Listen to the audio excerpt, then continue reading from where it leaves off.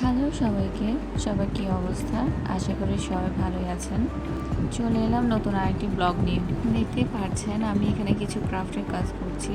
আসলে একটি স্কুলের জন্য আমাদের কাছ থেকে কিছু ক্রাফটের কাজ নেওয়া হয়েছিল।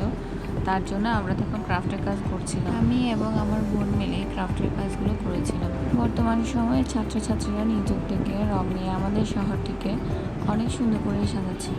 শহরের প্রায় প্রতিটি দেয়ালে এই ছোট ছোট ভাই বোনেরা রং তুলির আঁচড়ে তাদের মনের ভাব প্রকাশ করছে। রং নিয়ে কাজ করার সময় এরা একে অন্যকে প্ল্যান দিচ্ছে, আবার কেউ এঁকে দিচ্ছে এবং কেউ রং করছে। এখানে যারাই ছবি আঁকছে তারা সবাই যে চারুকলা স্টুডেন্ট তাও কিন্তু না। এখানে অনেকে আড়াই হাতে তাদের মনের ভাব প্রকাশ করছে।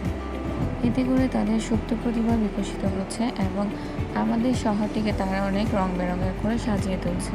তবে ছবি আঁকার সময় এই জিনিসটিও খেয়াল রাখতে হবে যে ছবির মাধ্যমে আমরা আমাদের মনের ভাবকে প্রকাশ করছি এবং যা আমাদের দেশকে রিপ্রেজেন্ট করছে। কিছু কিছু ছবি দেখে মনে হয়েছে সেগুলো সত্যিই প্রশংসাযোগ্য নয়। আড়াই হাতেও যে কোনো কাজ অনেক সুন্দরভাবে ফুটিয়ে তোলা যায় যদি সেটি আপনি মন থেকে করেন। তাই যারা এই বিষয়ে অভিজ্ঞ নয় তারা অভিজ্ঞদের থেকে সাহায্য নিন এবং সকলে মিলে কাজটি করুন এবং আমাদের শহরটিকে আরও সুন্দর করে সাজিয়ে তুলুন।